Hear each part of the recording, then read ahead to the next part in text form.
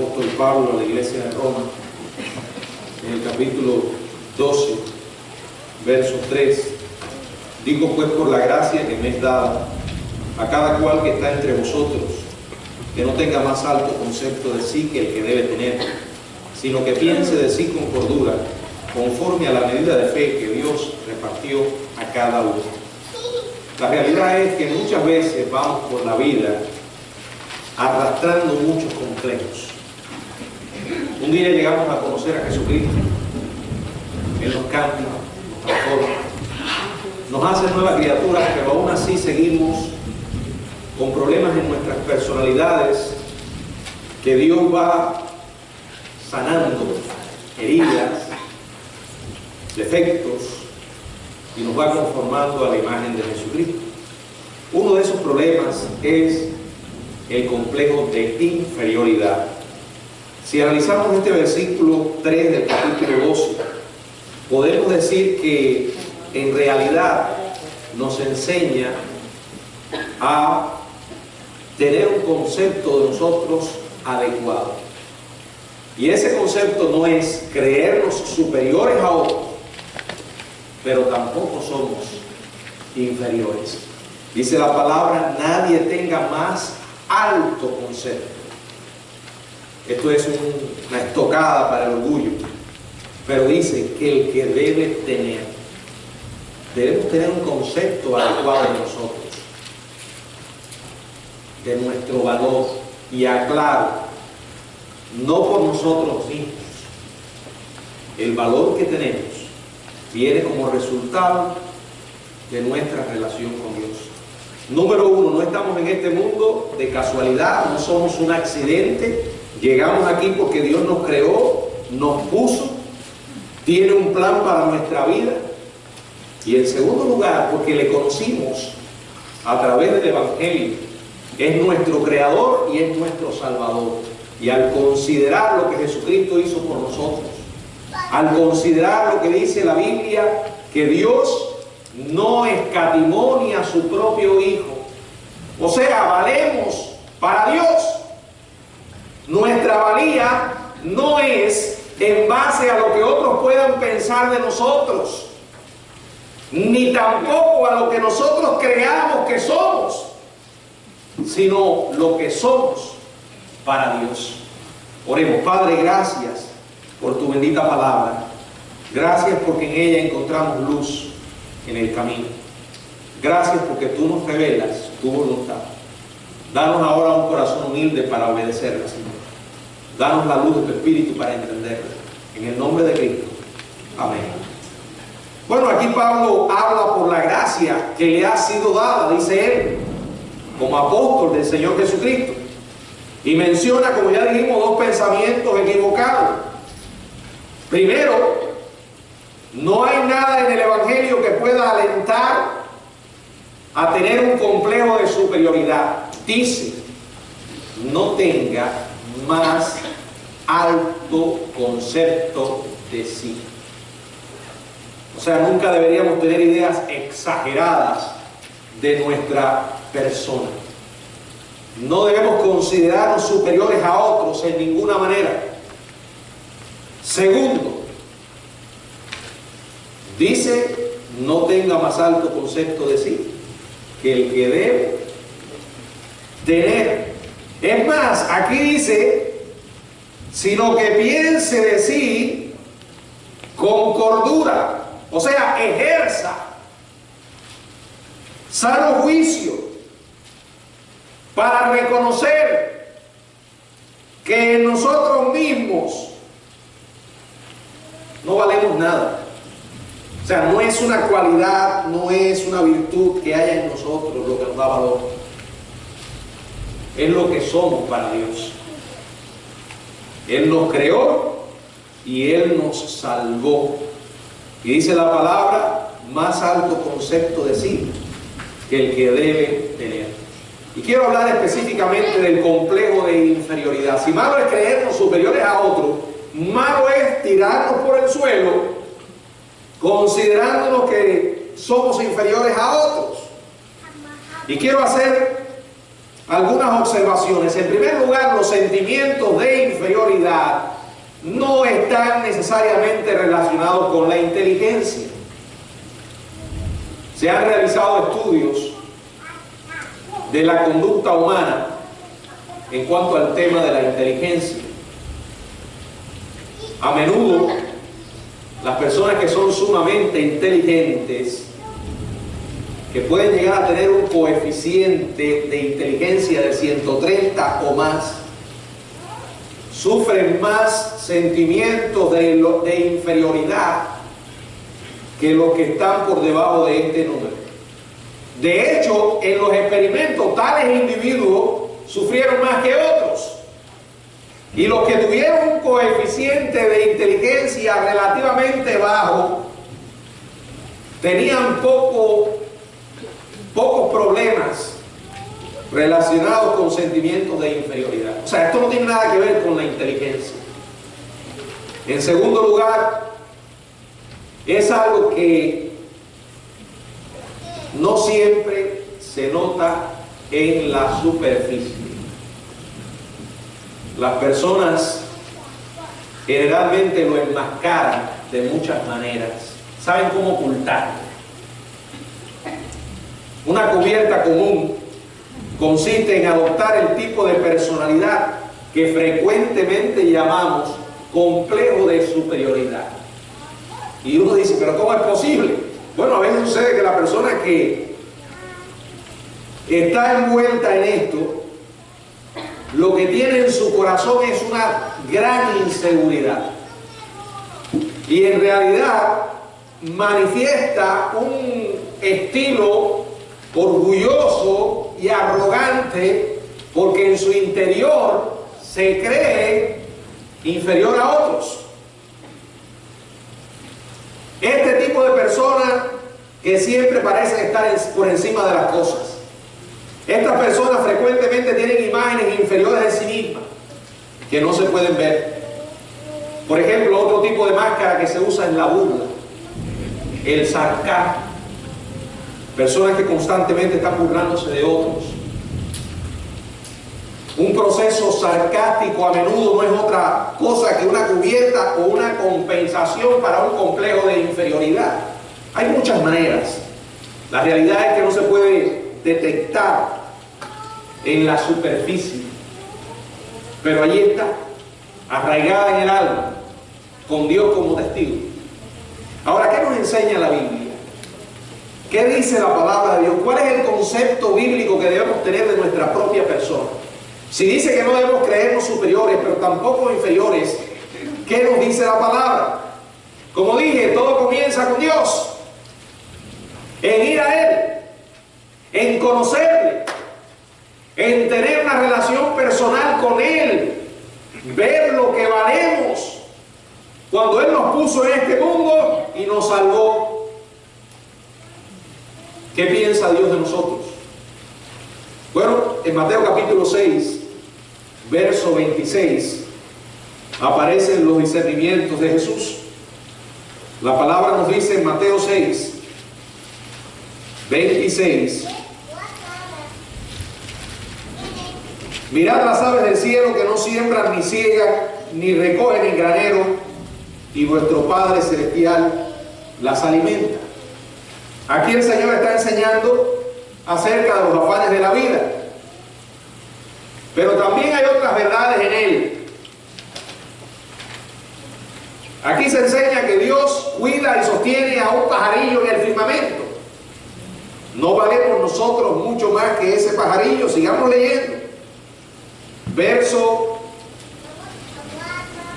27. Ya leímos el 26. Mirad las aves del cielo que no siembran ni ciegan ni recogen en granero, y vuestro Padre Celestial las alimenta. ¿No valéis vosotros mucho más que ellas? Y luego dice, ¿y quién de vosotros podrá, por mucho que se afane, añadir a su estatura un codo? Y por el vestido, ¿por qué os afanáis? Considerad los niños del campo, cómo crecen, no trabajan ni hilan. Pero os digo que ni aun Salomón con toda su gloria se vistió así como uno de ellos. Y si la hierba del campo que hoy es y mañana se echa en el horno, Dios la viste así, ¿no hará mucho más a vosotros, hombres de poca fe? Bueno, ¿qué es lo que él quiere decir? Bueno, valemos mucho más que la hierba, valemos mucho más que los lirios o que los pajarillos, somos de infinito valor para Dios. Valemos tanto para Él que dio a su Hijo por nosotros. De tal manera amó Dios al mundo. Y ahí puedes quitar la palabra mundo y poner tu nombre, hacerlo personal. De tal manera Dios te amó que fue capaz de llegar al extremo al enviar a su Hijo por nosotros. ¿Qué quiere decir esto? Que la próxima vez que comencemos a pensar que somos o sea, que a pensar que somos indignos como un gusano e inferior, bueno, en realidad, vuelvo a repetir, no hay nada en nosotros. Se trata de lo que somos para Él, o del valor que tenemos en nuestra relación con Dios. Esa es la idea que no podemos perder. Cuando comiences a pensar que eres inferior a otros, que tu vida no vale absolutamente nada, considera lo que Dios hizo por ti. Y no solo lo que hizo, sino lo que sigue haciendo, porque si yo leí bien y entiendo Mateo capítulo 6, en estos versículos, se nos está diciendo que Dios tiene un cuidado muy especial por nosotros. A Él le importa todo acerca de nosotros. Él conoce nuestras necesidades y tiene la disposición de suplirla. Vamos a pensar en otra manera como Dios nos mira. Efesios capítulo 2, verso 10. Efesios capítulo 2, verso 10, dice la Biblia: porque somos hechura suya, creados en Cristo Jesús para buenas obras, las cuales Dios preparó de antemano para que anduviésemos en ella. Dice que somos hechura de Dios. Dios nos presta atención como individuos. No hay dos personas que sean iguales. Él no mira a toda la humanidad como si fuera una masa y escoge a un sector dentro de ella y dice: ahora voy a derramar bendiciones a todo este grupo y a untarle tales bendiciones como si ellas fueran mantequillas de maní. Él nos conoce personalmente a cada uno de nosotros y está trabajando con cada uno de nosotros. Piénselo de esa manera. Dice la Biblia que Dios nos está conformando a la imagen de Jesucristo. Cuando le conocimos por primera vez, comenzó en nosotros un proceso de transformación que va a durar mientras estemos en esta tierra, porque somos conformados a la imagen de Jesucristo. También dice Filipenses capítulo 1, verso 6. Filipenses 1, 6. Estando persuadido de esto, el que comenzó en vosotros la buena obra, la va a perfeccionar hasta el día de Jesucristo. Ciertamente sabemos que no somos perfectos, estamos lejos de ser perfectos, pero debemos recordar que Dios no ha terminado su obra en nosotros. Está trabajando. Aquí dice comenzó. Dice además perfeccionará. Este es uno de esos versículos que nos alientan para perseverar, sabiendo que estamos seguros en las manos de nuestro Dios. No por nuestras virtudes, no por nuestros méritos, no por lo que somos, sino por quien es Él y la obra que Él hace en nosotros. Dice la palabra que comenzó y va a perfeccionar. La idea es que Él va a completar lo que empezó. No ha terminado. Somos un proyecto no concluido del Dios viviente. Piénselo de esa manera. Dios está trabajando en su vida. Cada experiencia que le ocurre ha sido diseñada soberanamente por Dios. Ya sea que Él lo previó y dio su aprobación, como que Él lo envió directamente. Él está trabajando en su vida y en la mía. Saque de su mente que lo que le ocurrió son casualidades, que lo que ocurrió fue un accidente. Algunas personas tienen el concepto que su vida es todo un accidente, desde el comienzo hasta el final, que no merecen vivir en esta tierra, que llegaron por accidente. No hay accidentes para los creyentes, no hay casualidades. Tenemos a un Dios soberano con un plan, con un plan. Somos proyectos no terminados del Dios viviente. Piensa en eso. La persona que está absorta en sus propios sentimientos de inferioridad comienza a pensar que no es tan buena como debiera serlo, y entonces comienza a compararse con otros. Y cuando miramos a otras personas estamos mirando lo superficial. Ah, no, porque ella es más bonita que yo, ¿verdad? O si yo tuviera el cuerpo que tiene fulano, las muchachas, ¿verdad? Y los hombres también. Nos comparamos con otros y pensamos que siempre nos tocó la de perder. Delante del Señor usted es una persona importante, porque Dios nos trata individualmente. Uno de los grandes errores que cometen hoy muchos jóvenes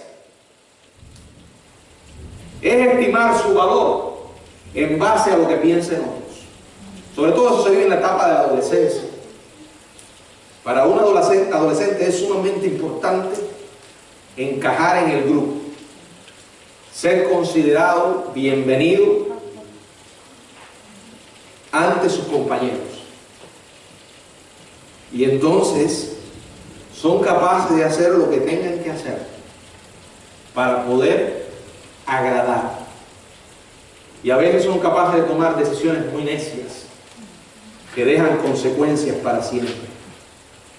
Cuando te sientas tentado a eso, quiero que consideres algo. Esa persona que tú estás tomando como modelo, porque tal vez te está presionando a ti para que seas una copia de su vida, está tan llena de defectos como tú puedes estar, o más. Nosotros no sabemos lo que ocurre en la vida de cada persona, y es un error determinar nuestra valía por la opinión que otros puedan tener acerca de nosotros. Y entonces comenzamos ¿a qué? A llenarnos de miedo, y no decimos lo que pensamos ni lo que creemos, porque nos van a rechazar. Bueno, si al Señor lo rechazaron, yo sé que no es fácil, y más aún cuando uno está en esa etapa. Es una etapa de turbulencia,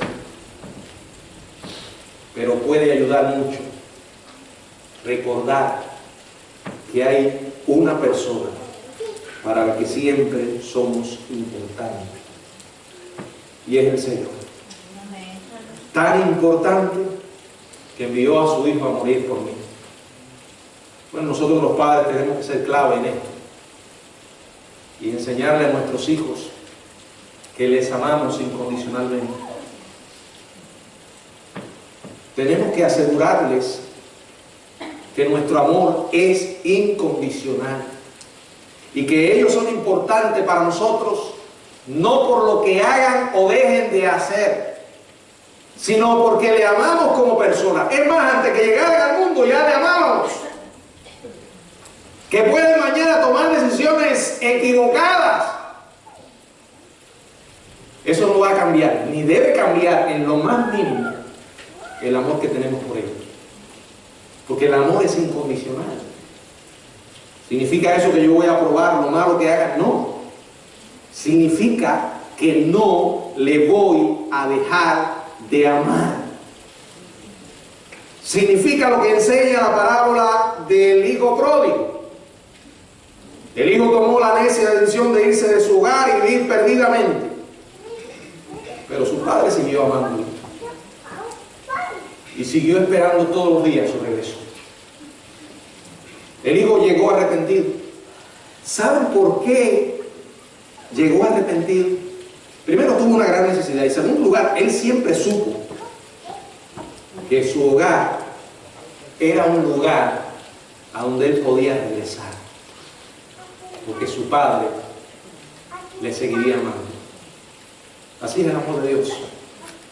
No significa, repito, que Dios apruebe lo malo que hacemos. No significa que Él no nos discipline. Significa que nos va a seguir amando. Y no determinamos nuestro valor por lo que otros puedan o no pensar acerca de nosotros. Dios envió a su Hijo porque nos ama. Romanos capítulo 9, verso 8, dice la palabra de Dios. Romanos 9, 8. Esto es, bueno, Romanos 5, 8. Mas Dios muestra su amor para con nosotros en que siendo aún pecadores, Cristo murió por nosotros, siendo enemigos de Dios. Ahora quiero darle 3 recomendaciones que le van a ayudar cuando se encuentre empantanado en sentimientos de inferioridad. Porque el diablo se encarga de atormentar tu mente. No solamente viene y te dice, mira, eres fea, o eres feo, eres horriblemente feo. Óigame, eso es duro.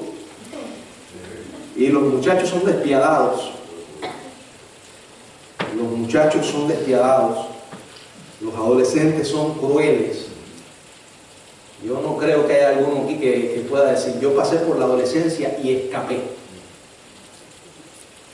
Bueno, escapamos por la gracia de Dios, pero todos tuvimos momentos difíciles en que los muchachos se burlan unos de otros, se dicen nombretes, se maltratan.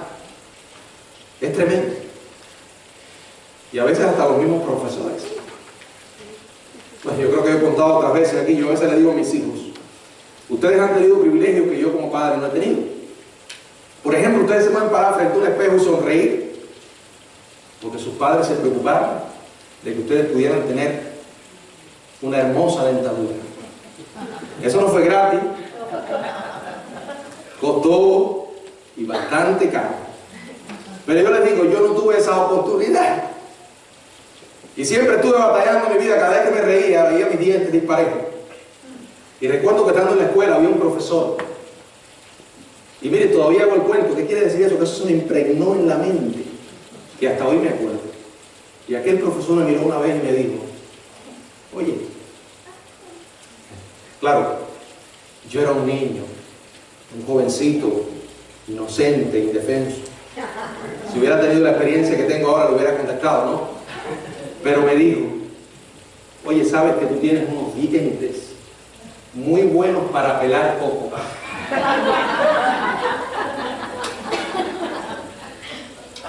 Fue cruel, muy cruel.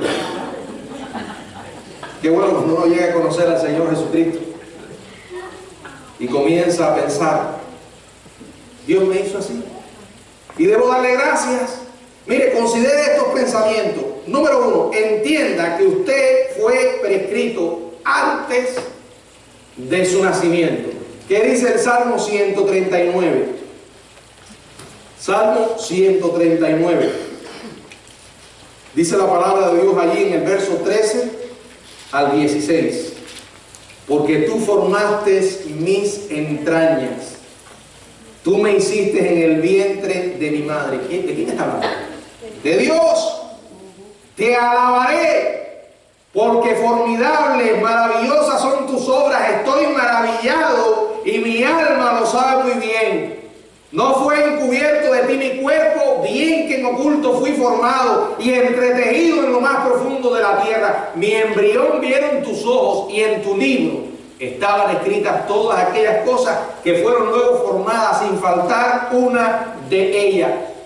Entienda esto, Dios te hizo precisamente como debe ser, sin importar el color actual de nuestros cabellos o el número de ellos. Él lo hizo con la cara que Él quiere que usted